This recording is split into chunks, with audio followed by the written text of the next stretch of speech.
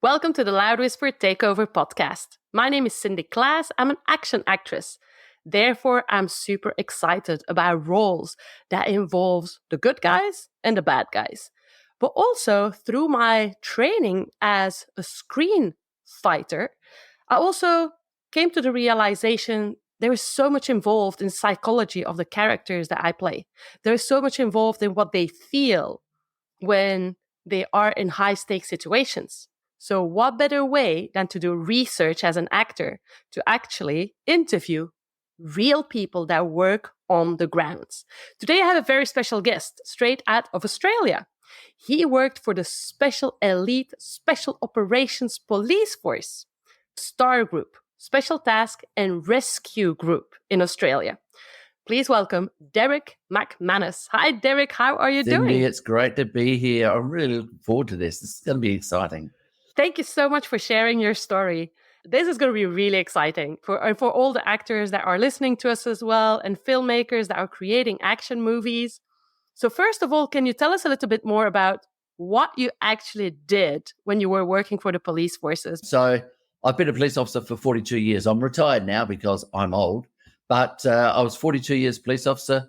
And during that time, I spent 11 years in the STAR Group. And that's the Special Task and Rescue. Special tasks include high-risk arrest, hostage siege, counter-terrorism, VIP security, like when the Queen came to visit South Australia, we were the close quarter protection to the Queen.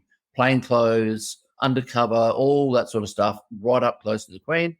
We also do the rescue, so it's cliff rescue, cave rescue, mine rescue, helicopter operations and dropping into environments out of the helicopter, fast roping out of there.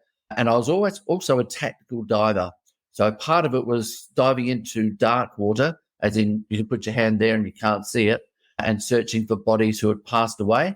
But it was also tactical diving if we had to go and interrupt some incident happening on a boat, in the ocean, whatever it might be. So it's all in what I consider all the exciting, intense, brilliant stuff that I absolutely love. My mother, as you can imagine, has a slightly different opinion of that. But it is one of those environments where as much as you absolutely need to enjoy it, you also have to be very practical, pragmatic, and serious at the time when the pressure is on. When the pressure's off, we can relax, have fun, train, play games. When the pressure's on, and there is no mucking around. So I am acting in movies. Your life was the real movie. Kind of that way. And to be quite honest, it sometimes felt kind of surreal. I'd go into an environment and I'd go, oh my gosh, I've seen this sort of thing on TV before. Is this real? Because it was at that level. It was really surreal at times. But obviously we had to keep our feet grounded because it was very real and it could have gone either way many times.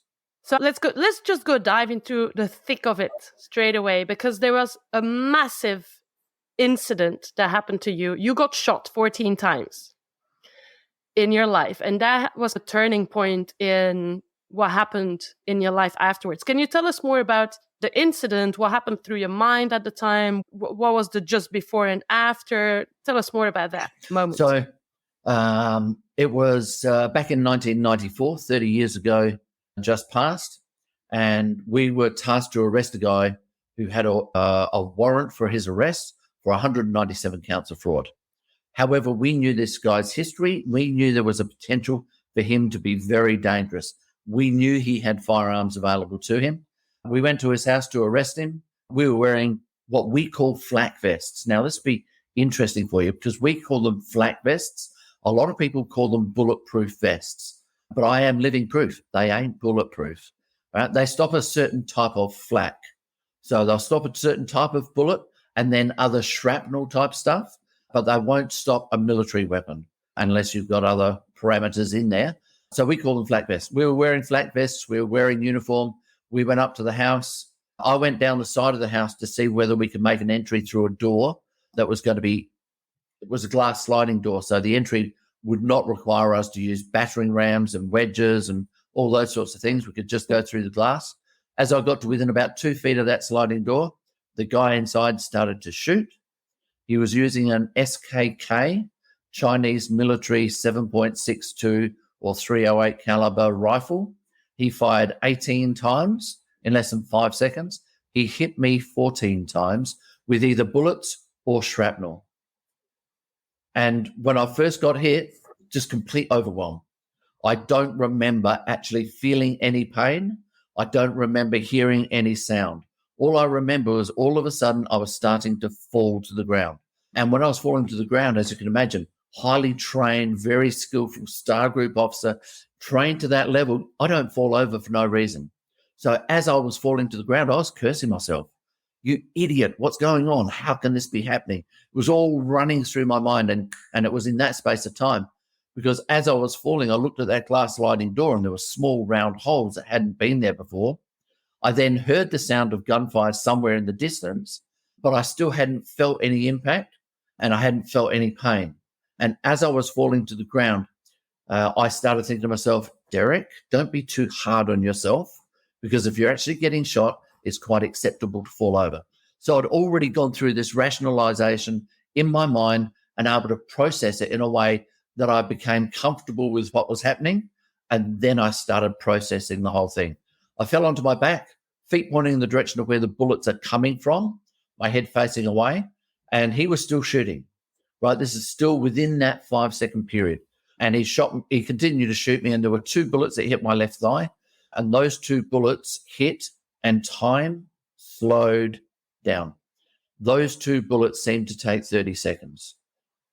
18 bullets fired in less than 5 seconds. I was hit 14 times. These 2 bullets seemed to take 30 seconds. Time slowed down. I felt that impact, that absolute smashing into my leg. It was like a sledgehammer just driving into my leg. And then a shockwave went all the way up through my body, and then it came back down again. And then the second bullet hit. And again, it's that sledgehammer driving in, the shockwave slowly going up through the body, slowly going back down. And again, I started processing, how could I lie here for this long and just accept being shot?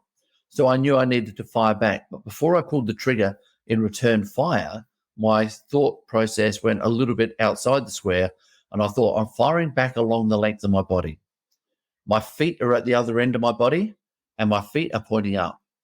And I knew that I needed to get up just that little bit so I could shoot over the top of my feet. But as I've lifted my upper body up, my feet have come up to counterbalance. And the thought that ran through my head, and this is without a lie, and I don't embellish it at all, my thought was, I better not shoot myself in the foot, because the guys at work will give me shit for it for the rest of my life. And that is exactly what I thought. Now, this is the essence of highly trained individuals, right? And when you are so highly trained, you can anticipate what's coming. You can actually process and manage your way through it while still having thoughts outside the square. You're still doing everything that you need to do, but you could still have thoughts outside the square because you're more relaxed than the average person. Now, how does this work for a normal person? Could a normal person get to this level? If you think about the first time you ever drove a car, completely overwhelmed. Oh my God, I'm going to kill someone with this beast. I don't know what I'm doing. Now, when you drive a car, it's completely natural. If something happens in front of you, your feet are moving to brakes, your hands are moving to indicators, you're doing bits and pieces, and it's happening like that, and you're not even thinking about it. So you are highly trained for what you can expect to encounter. We were highly trained for what we can expect to encounter. And in the movies, is it real for people to have thoughts and be lighthearted and crack jokes in the midst of the worst thing that's happening? Absolutely it is. The movie Bad Boys 1, 2, and 3, and I'm sure they're going to make more of them. Those guys are joking and laughing in the midst of everything going horribly wrong. It is dramatized to the nth degree, and they exaggerate it, but the basis of that is based in reality. That is what police are able to do in the midst of those environments. But obviously they exaggerate it and make it great for movies. But when I fired back, he stopped. I then rolled to my right a couple of times to get out of the line of fire. I managed to get to my feet. And at this stage, I'm dealing with one bullet has gone through my left forearm, severed the main artery in my left forearm, a piece of shrapnel in my right wrist, severed an artery in my right wrist, 2 bullets in my stomach, 2 bullets in my left thigh that I've just discussed. One bullet has gone through my right Achilles tendon and taken out 20% of the thickness of my Achilles for about an inch and a half. And then other smaller injuries, but they were the major ones. And so I've got to my feet, massive injury to my thigh, massive injury to my Achilles, but I still didn't feel the pain. Why that is, nobody can explain it to me. And I've asked lots and lots of doctors about it, but I wasn't feeling a massive pain. It was like somebody had punched me in the stomach and somebody had kneed me in the leg, given me a dead leg. And that's the extreme pain that I felt. Other people that have been shot by members of my section as offenders, high on drugs, feeling no other pain, but when they get shot, absolutely scream like a stuck pig.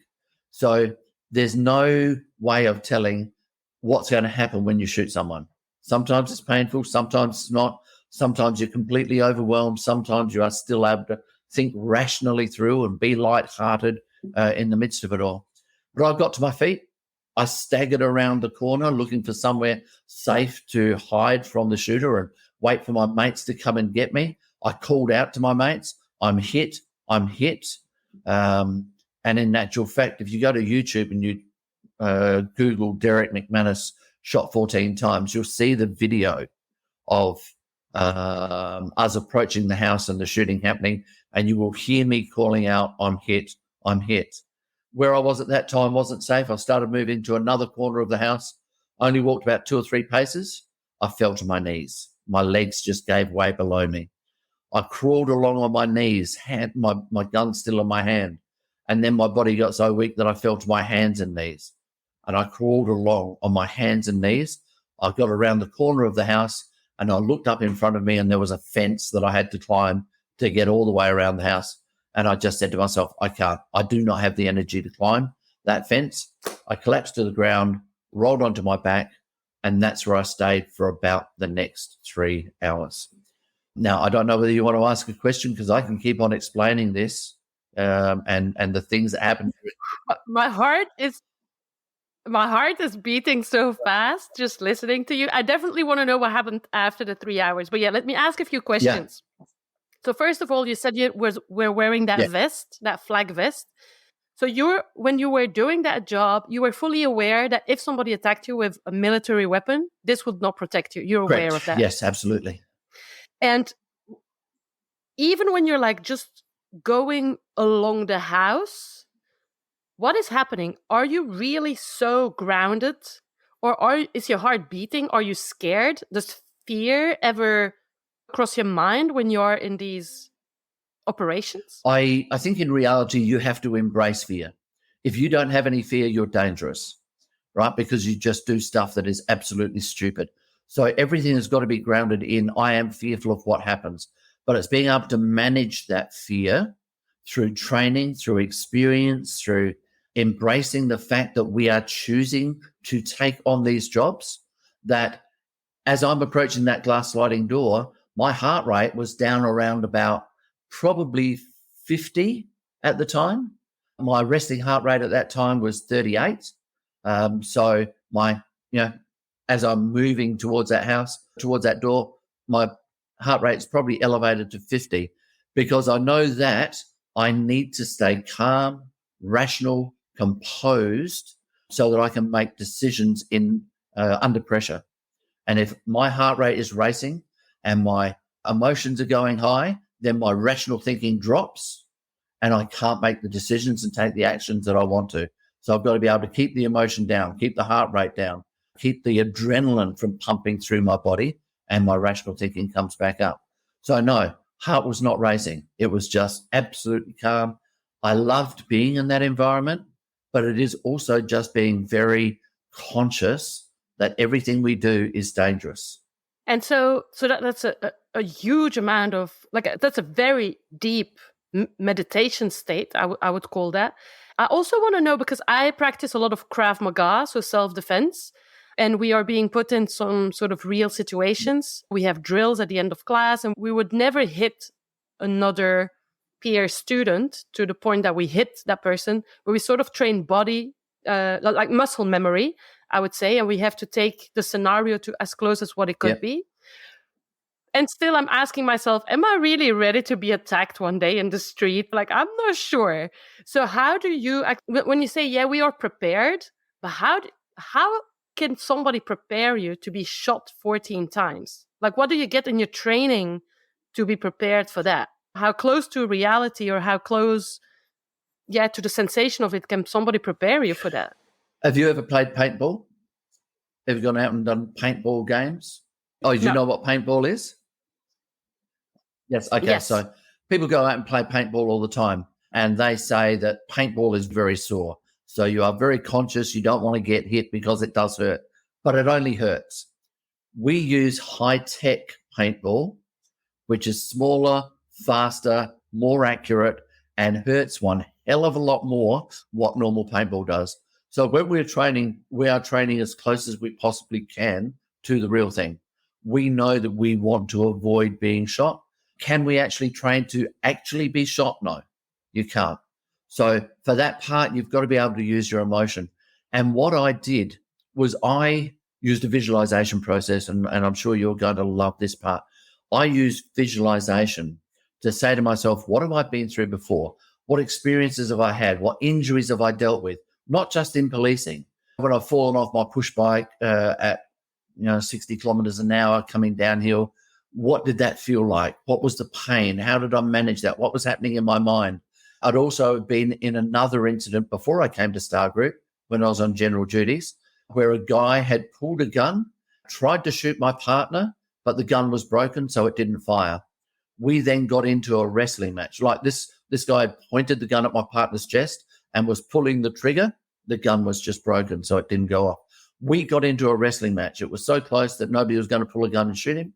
We got into a wrestling match, and while we were wrestling, the guy's girlfriend climbed over the top of us, cocked the gun so it could now fire. As she has cocked the gun, I have put my thumb between the hammer and the gun to hold the hammer back so it can't fire. So when I was picturing, if I ever get shot, how will I handle it? I started imagining, what was it like in that scenario? How did I keep my mind so calm and my emotions rational that I was able to use my thought process to get creative and just go, I'm just going to put my thumb in between the hammer and hold it back. That's not something I've trained for either. But when we are calm, rational, pragmatic in the midst of adversity, because we've been in those environments before, we can find creativity. So as I was visualizing this, I've gone, how did I do that? What can I learn from that situation that I can now bring forward? And if I imagine myself getting shot, what's going to happen to my mind? What's going to happen to my body? What's my body going to want to do that I don't want it to do? So I didn't want to go into a state of panic. I didn't want to go into a state of shock. I didn't want my heart rate to elevate. I didn't want my heart, my breathing to be short and panting, because that was just going to increase my heart rate as well. So I went into this visualization process. If I do get shot, what's a perfect response? What also is an absolute chaotic response, chaotic situation. And if it ends up in chaos, how do I manage that? What do I do to keep my mind and my body under control so I can get it closer to something in perfection? And always accepting that as much as I want to aim for perfection, I'm probably never going to get there, but that's okay.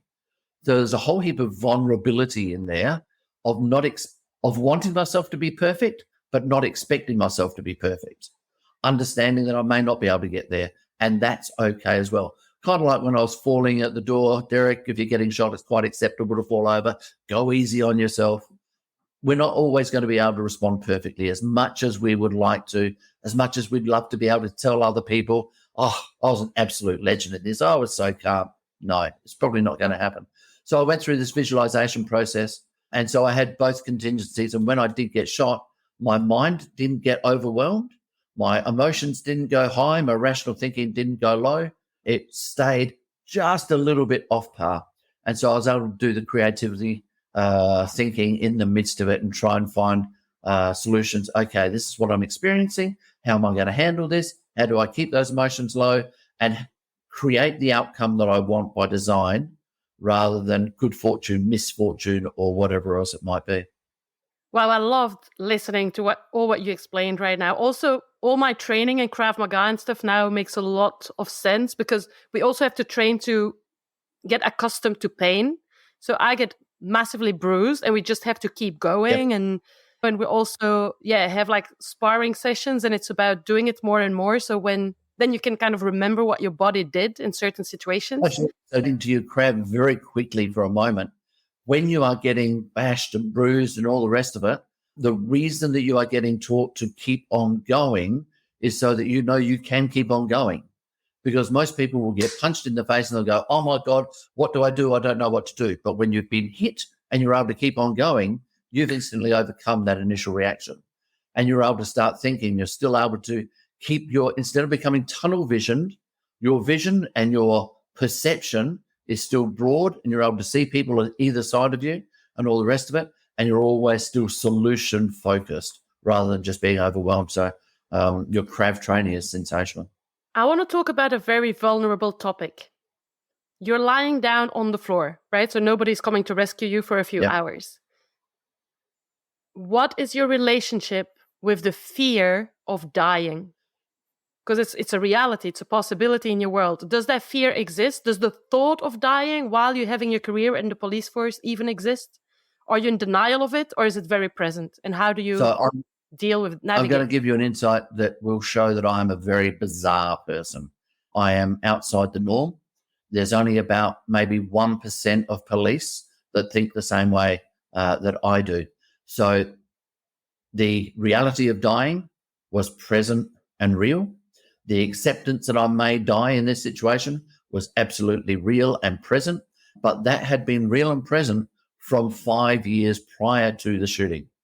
I sat down with my wife 5 years prior to the shooting and said, I'm going into Star Group.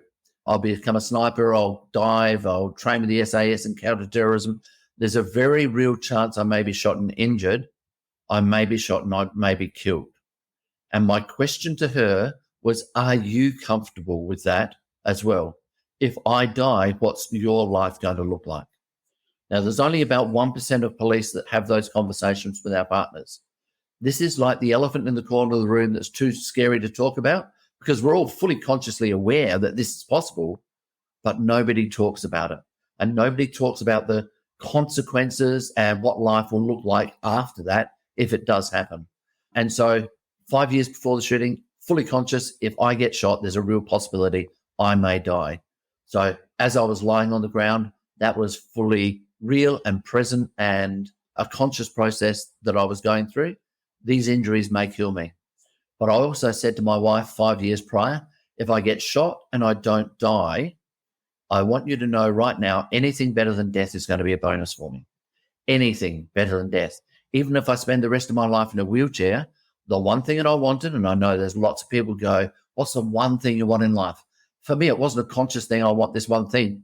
It was just a casual conversation, obviously maybe a little bit more than casual, but it was a consequential conversation with my wife. The one thing I want is just to be able to interact with my children. And if I do that from a wheelchair, I'm going to be happy. I'll find a way to enjoy myself because I know the choices that I'm making, the actions and behaviors I'm going to take, and some of those consequences from those actions and behaviors going to be the best fun of my life, but it may also be tragic. And so as I was lying on the ground waiting for those 3 hours, the possibility of death was always real for me, but it was also a very conscious thought in my mind that I want to do everything I can to extend my life as far as I possibly could. I was lying on the ground for 3 hours.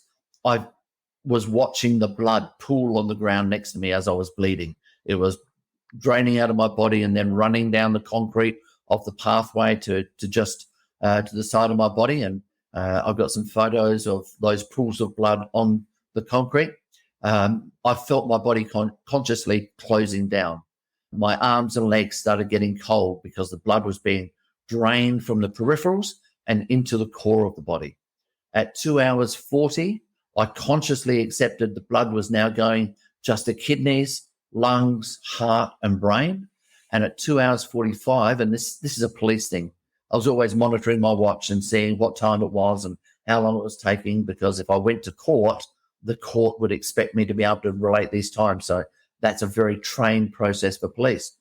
So at 2 hours and 45 minutes after I was shot, my blood supply got so low that even my vision closed down. But instead of my vision going to shades of grey or black, as pragmatic copper had expected it to, my vision went to an absolutely pristine white. This is the white light that everybody talks about with near-to-death experiences. And when I saw that pristine white light, it's when I actually started fighting harder than I had before. I started moving my body the little bit that I could just to give myself confidence I still had something left. I started speaking out loud to myself and saying, Derrick, don't give up. Derrick, keep on fighting. Fortunately for me, there were 2 rifle shots fired from outside the house. These are the first 2 shots I heard from outside the house. The offender I could still hear inside the house. So when I heard these 2 shots from outside, absolute confirmation that my confidence that my mates will be there to save me as soon as they possibly could, they were on their way. When I heard those 2 shots, dump of adrenaline into my body. My vision snapped back up to absolutely perfect, but I then started passing in and out of consciousness because I just didn't have enough blood left in my body. Wow. I was so moved by all what you said now. So let me just bounce back to one of the first things you shared, which was this conversation with your wife 5 years prior to it. It touches me so deeply because my mom has health issues at the moment, and I had to build up the courage to have the difficult conversations with her, about what if something happens to her, and just having that conversation with a person that is older and we know that like it's something that will happen was already terrifying for me to address that elephant in the room. So I can only imagine what it means for a husband and wife to sit down together and have these conversations, both for you and for her, to take that in emotionally. And so I guess that other of your colleagues avoid these conversations because it's too hard to talk about. And then all what happens, when you're lying down on the floor and you're monitoring yourself by the minute, are you communicating that to your teammates? Like you have some sort of radio where are you communicating these times? Look, right now it's 2 hours 40. I know my blood is in that position. Is there communication at that point, or are you totally alone? First of all, let me say I'm sorry that you're going through that with your mum. That's a very, very hard time. My mum's passed away, so I know what that feels like. It's a very real and very intimidating time. So I'm sorry you're going through that. While I'm on the ground, I don't have a radio with me. No two ways about it. Put my hand up. That's a mistake that I made. And there's a good story behind that, but we don't have time to go into it. But I didn't take my radio with me on that day. And so I wasn't able to communicate with people. So for the 3 hours lying on the ground, they didn't know whether I was dead or alive. They had, and you'll see on the video, they heard me calling out. And that's a video available on YouTube. They heard me calling out. They heard me saying, I'm hit, I'm hit. They responded, Derrick's down, Derrick's hit, call for backup. But after that, absolute silence. The reality is I was calling out to them saying, I'm hit, I'm hurt, and I need help. They couldn't hear me. They were too far away. The offender was still shooting, and he'd moved up into the roof of the house and just shooting in a random direction, looking through ventilation bricks at people moving around and putting bullets at their feet. He was trying to hit them, but because they were going through this ventilation brick, they were hitting the brick and just being deflected. And so it's just very good fortune that somebody wasn't hit. But they were also calling out to me, Derrick, where are you? Derrick, where are you? And it's the video that I see afterwards. This part of the video is not available to the public, but the video shows them calling out to me. And so I know they were doing it. I didn't hear a thing. So they don't know whether I'm dead or alive for the 3 hours that I was on the ground. Those 2 bullets fired, that gave me that adrenaline dump and brought my vision back up. That was the first step of the extraction team, the rescue team, coming in to get me. The guys who came in to get me were told, we don't know whether Derrick's dead or alive. We don't know whether you're going in to pick up a body or whether you're going to pick up Derrick. There's a very real chance you may be shot and injured. You may be shot and killed. And every one of those guys had the opportunity to say, no, this is too dangerous. And in my mind, that would be a smart decision. This is too dangerous. The threat was there. They may be shot and injured. They may be shot and killed. They thought that the offender had a position in the house where he could see whatever's going on around it. Every one of those guys stepped up to the plate and said, no, this is what I've trained for. My mate's out there. I want to be the one to go in and get him. And they came in under fire and risked their lives to save mine. The first doctor to get to me said by the time they picked me up, got me into the truck, drove me to where the ambulance was waiting, and the ambulance was waiting in a place that was still in direct line of fire from the shooter, just a very unfortunate place. And they treated me for 10 minutes in direct line of fire. And if they didn't treat me for 10 minutes, I would be dead. The doctor said I was about 30 seconds from death. In actual fact, the doctor has said that all the textbooks, and I smile because, this is a little bit lighthearted on the doctor's side, but it's very real at the same time. The doctor actually said all the textbooks say that my heart should have stopped. He then goes on to say, the only reason my heart didn't stop is because I hadn't read the textbooks. And that's how he explains it. He just doesn't understand how my heart didn't stop. So I'm very fortunate. But I put that also down to mindset. As I alluded to before, the 4 things that I needed to do that I already 5 years prior to the shooting had planned was control panic. Don't let panic take control of the incident, which is like your craft training. Don't panic. Keep on going. Keep on moving positively. You can have an influence if you don't panic. So I had to control panic. I had to control shock, the body's response to major trauma, physical and psychological. I had to slow down my heart rate and I had to slow down my breathing. And they are the things, being able to keep all that under control for 3 hours, that actually kept me alive. So a whole team of people really are having your back and are like, no, we're going to rescue Derrick. And maybe as well, you have done that for others during your career when others were injured.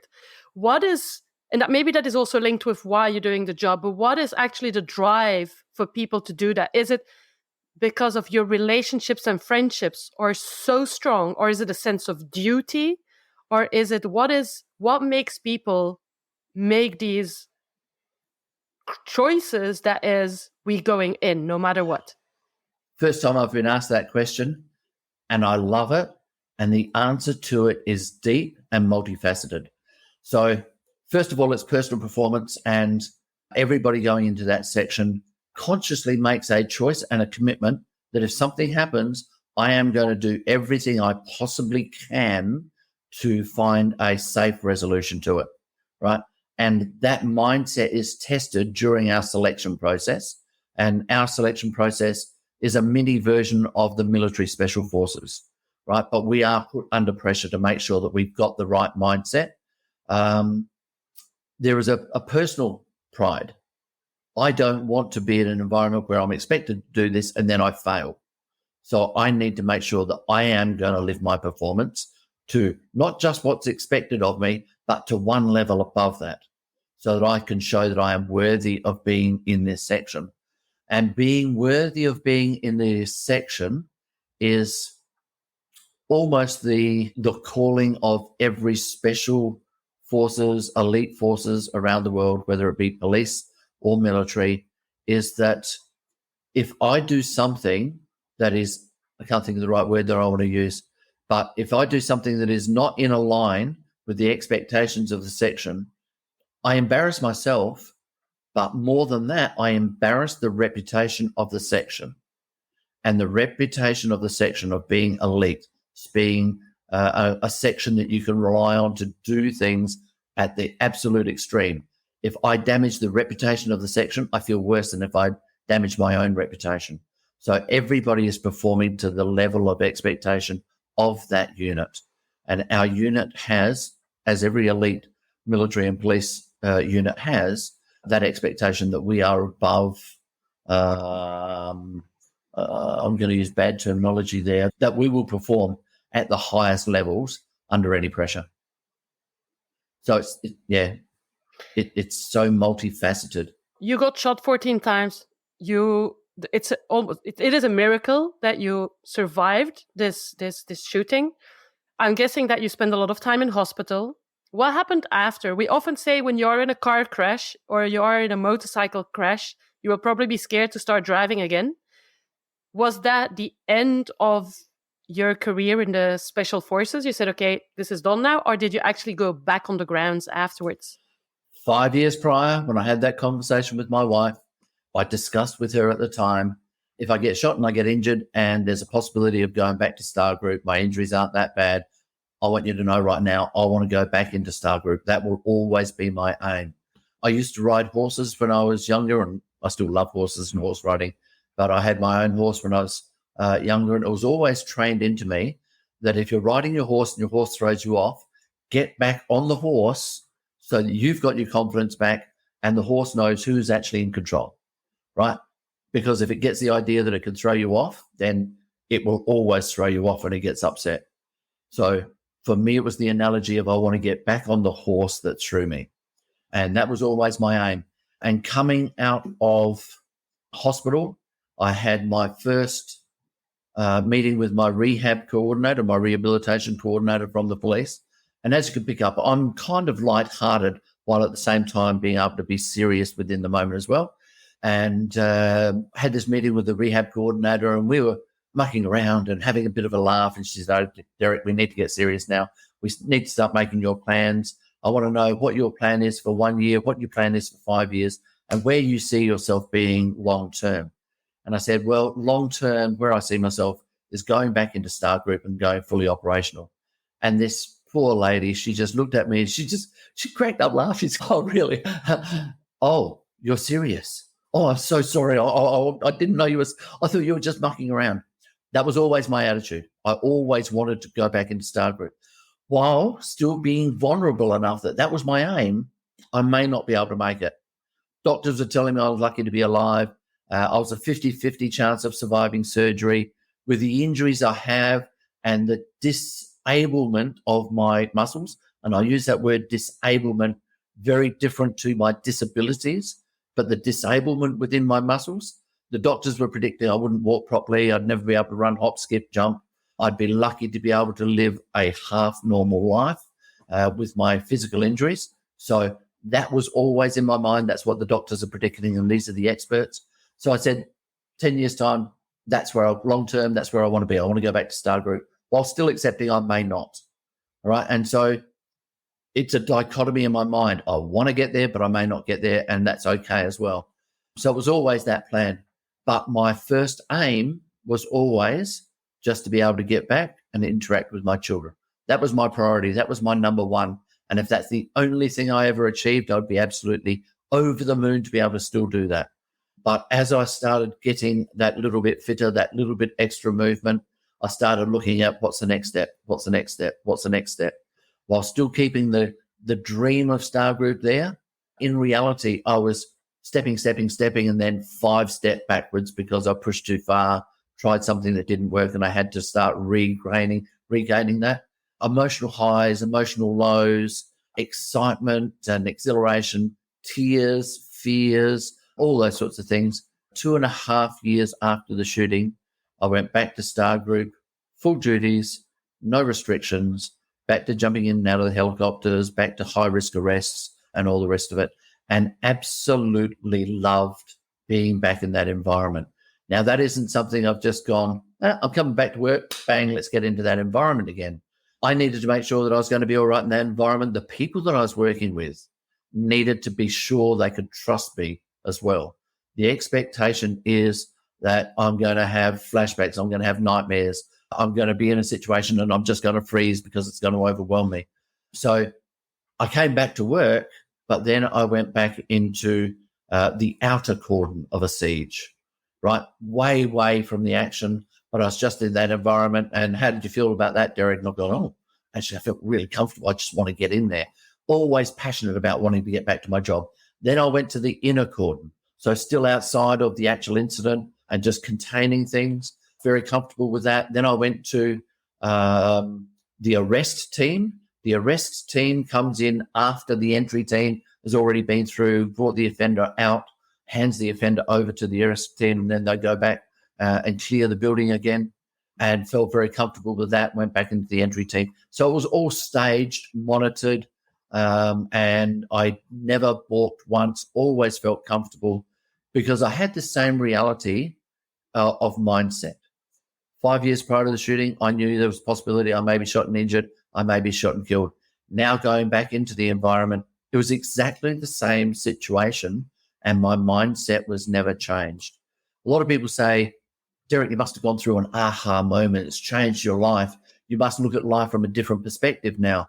And I'm very, very fortunate that I've gone back to living exactly the same life with the same attitudes, with the same perspectives that I had before.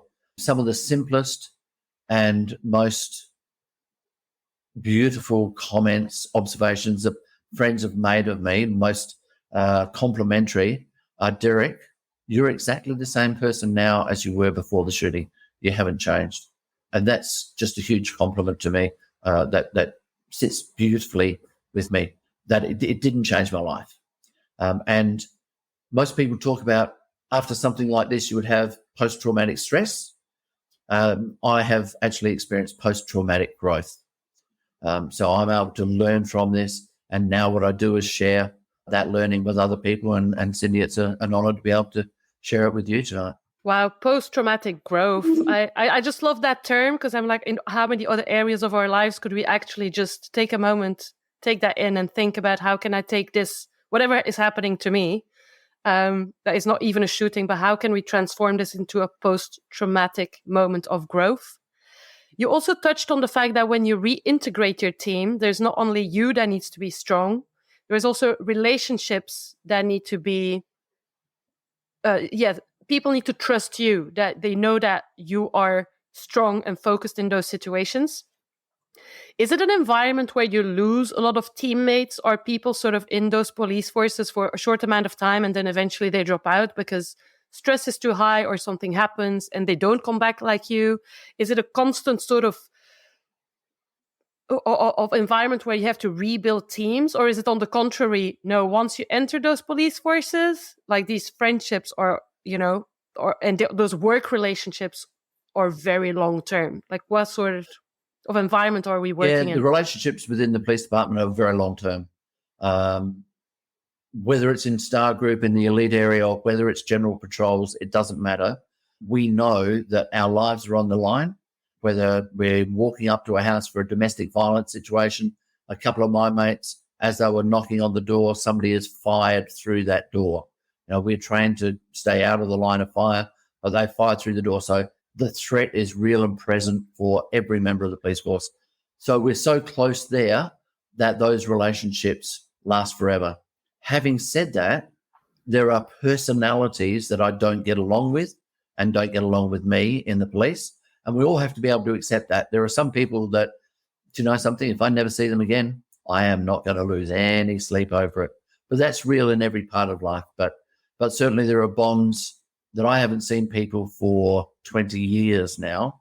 And if we ran into each other, it'd be, let's sit down and have a drink and catch up, and the conversation go on like we were with each other yesterday. I also want to ask you who you were before entering the police force, because now we're talking, I know you're retired from the police forces, but you're this very gentle, wise, humble, down-to-earth, funny man. But you had many years to build that wisdom and that calmness in you. But who were you before choosing this career path? Were you somebody that was extremely intense? Were you somebody that was extremely into combat sports? Were you somebody that, on the contrary, was very introvert? How would you describe yourself before? Wow, that's a really good question. And it's just an interesting perspective, because now I'm out the other end and you're asking what it was like on the opposite end before I came in. I think I was just an average child. I wasn't out there. I didn't do any self-defense. I mixed with a lot of people. I probably had a fair amount of insecurities within myself, but I think all teenagers, all children do have their own insecurities. And am I being judged? And there are a lot of people that I didn't get along with back in my childhood, but I also had this really tight community around me. I wasn't bold and brash and brave in my mind. I was in a lot of bullying situations where I didn't fight back because I wasn't bold enough. I didn't know what to do in that situation. So there was a lot of growth and learning from role models as to how to develop my life as I grew through it. And I'll be completely vulnerable here. I had some very immature periods, even in my adulthood, because I just wasn't sure what to do. And I tried to be the bold guy and just acted immaturely. And so I had to then go, do you know something? I made that choice. I now need to own that and do something better next time. And that's, and this is the first time I've thought about it this way. That's probably where that wisdom started building in. I made the choice to act that way. I've got to own it and just accept you were an idiot, Derrick. Don't do that again. And I think that introspection of being able to analyze what we've done, why we did it, and how we would be able to perform better next time was probably the baseline for most of the things that I've done in my life now. And then a pillar of courage, or at least that's the impression that I really get from her, seems to be your wife, that was able to sit down with you, have these conversations and stuff. How would you describe your wife through that period? Because being the wife of somebody with your career, it takes something. I think there was a fair difference between my wife and I. The reason I had these conversations was I wanted to be as real as possible and accept the reality of my choices. I think my wife, and we are divorced. We divorced 2 years after the shooting. I think she was living in this won't happen to me. That happens to other people. That happens in movies. This won't happen to me. And so as much as she was willing to engage in that conversation, I don't think she approached it with the same reality that I did. And when I did get shot, I think it absolutely shocked her that the reality was here. She'd also read a lot of stories in magazines about tragedies that happen to families. And then the magazines do a follow-up 12 months later where everything's nice, sweet for the family, everything's back to normal and they're living a happy life. And that was her reality. And this is a conversation we had afterwards. And she said, Derrick, it got to 12 months and nothing was better. And that's when she lost it. She just absolutely had to accept that this was real and it was going to last many, many years. And it wasn't until we got to that moment that she actually realized that it was as real as it is. She loved the reputation that came with being the wife of somebody in the Special Operations Unit in the Star Group, because that comes with its own reputation. And don't get me wrong, I loved that reputation of being in there as well, but it also came with the reality, whereas I think she was just wrapped up, as a lot of people are, and I'm really not trying to be negative about my ex-wife. She was a lovely person, and we're still good friends now, so there's no animosities there. But I don't think that conversation was as real for her as it was for me, but it was still important for me to know that I'd had that conversation and given her the chance to accept it as reality. And I'm just going to give you a little insight into my personality and how you can have those conversations but still be lighthearted while dealing with reality. So I said I may be shot and injured, I may be shot and killed, and if I die, what's your life going to look like? And we discussed, part of what we discussed is, what will you tell my children about the person that I am? That I made choices to put myself in an environment where I knew this might happen and I still went in there. What would you tell my children? So we had that discussion. I then had a discussion with her about, what will you do afterwards? Will you just go on and get married? Will you stay single? And it wasn't about me saying, this is what I expect. It was about me saying, whatever you choose is absolutely fine. And I want you to know I'm comfortable and there's no expectations of doing one thing or the other. But I also threw her a third option. I said, you may go on and get married, you may stay single and just look after your kids yourself. And the third option I threw to her was, you may just want to build a little shrine in the corner and worship me every day. And that'd be fine by me. Apparently it wasn't as popular for her. So you can have these real conversations, break that tension. And when you break the tension and then go back to a real discussion, you can do it a little bit more relaxed, right? And you're not getting overwhelmed completely. You break that tension and your thinking is able to be that little bit more creative and have deeper discussions by breaking that tension. And I do those things deliberately in a lot of conversations just so that people go, oh, okay, let me just breathe for a moment. Okay, now let's continue deep, real conversations rather than just being overwhelmed. Also, me as an actress, listening to how your wife reacted, I can totally imagine, like how do you even comprehend and compute the reality in which you're living? But can I also ask, so obviously you were trained to expect certain things that would happen to the ground, but for example, your spouses don't get any No, training not at all. about it. And to be quite honest, we get trained to a certain degree, but me going through the visualization, the acceptance, having that conversation with my wife was over and above anything that anybody else was doing. Nobody had trained me to do that. Nobody had said that this is something you could do. This is just something that innately came to me, and I thought, this is something I need to do. Basically, it was a service to my wife, just to make sure that she had as much acceptance of the reality of the dangers as what I did.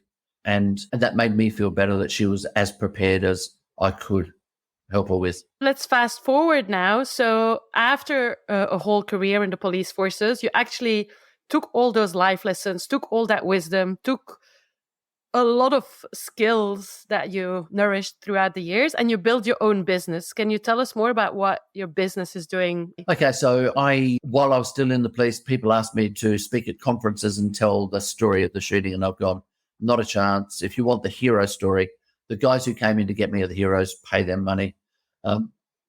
Human body holds 10 units of blood. I used 24 units of blood in 7 hours.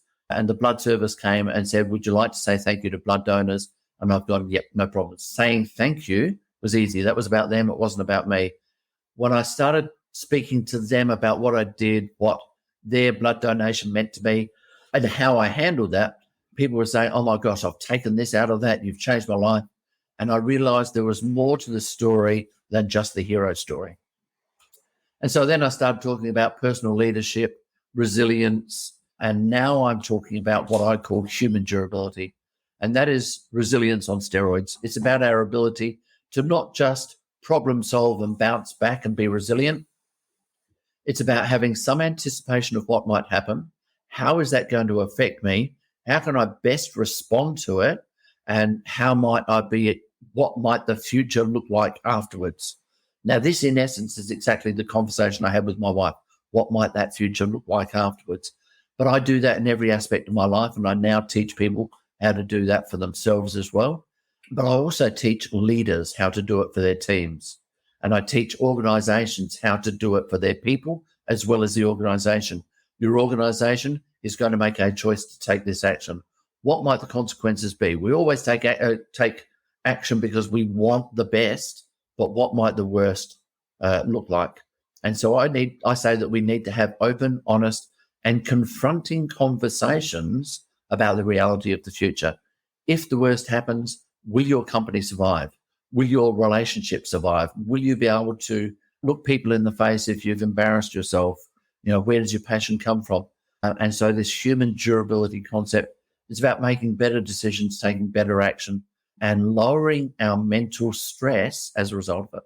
It's just phenomenal. I am so happy that our paths crossed, because for a very long time, I've been obsessed with Chris Voss, who is a former FBI agent who was in hostage negotiations. And I've studied a lot of his videos because I want to play these sort of characters. And now I feel I found my own Chris Voss that I was able to have a conversation with. And you shared so much knowledge and empowering thoughts. It's just been phenomenal. Where can people find you on the web, on social media, to work with you as a coach, or just to follow your phenomenal stories? Yeah, thank you. And I'm humbled to be compared to Chris Voss. He's an amazing man, but the essence of what Chris Voss does is still controlling his emotional state so that he can think through scenarios better than what the criminals can. So for you to compare me to Chris Voss, I'm humbled. Thank you so much. People can find me on the socials, LinkedIn, Facebook, Instagram too, if you really want to do Instagram. But I've also got my own website, obviously, and it's derrickmcmanus.com. And I love, love, love speaking at conferences, running anything from a 90-minute training to a full 2-day training. The other thing that really surprises people is I do these talks and these trainings for 10-year-old kids in schools, but also the RAAF fighter pilots. I do it for CEOs. I do it for executives. I do it for hairdressers. I do it for plumbers. It is universally applicable to anybody who is making decisions about the future. And we need to be able to enable ourselves to make better decisions, anticipate what those consequences might be, and have a plan of action to already manage them. And I've got unique programs and models and processes. And again, one of the greatest compliments that I've been given is, Derrick, this just all makes such sense. And again, another great compliment that I was given by the president of the Real Estate Institute of New South Wales was, Derrick, what you have taught me today, I can take back to the office on Monday and implement it straight away. It doesn't take any great training or great processing. It takes practice. There's no two ways about it. And so I love working with people and coaching them too. Seeing people grow in confidence, in courage, and belief in their own capacity while still lowering their mental stress. Sensational. I love it. Derrick, have you written a book, or are you planning to write a book? The book of the story is about 80% done. I've done first draft. I'm now going back through the editing process and getting to a second draft. So it shouldn't be too long before that book comes out. And then I want to do a book of the human durability philosophy, where that comes from and how people can use it, because I can talk to people at conferences, but if I can share that philosophy through the book, it'll go wider and further than I'll ever be able to reach. Thank you so much, Derrick, for this phenomenal conversation. It was just an honor to speak to you and to be a witness of you recounting that journey with so much power and love and resilience. And it's been absolutely fantastic. Me as an actress, I am very not just inspired for the roles that I want to play, but also as a human being and how to go forwards from here. Cindy, thank you so much. That's a huge compliment. It's been an absolute pleasure talking to you. Your mind works in different ways as well, and you've asked questions that I haven't been asked before. And as I'm talking to you, and I know the audience can't see your face when I'm talking to you, but I can see your eyes just absolutely transfixed, and your mind is just ticking over all the time. So it's been an absolute pleasure, honor to be able to talk to you tonight. Thank you.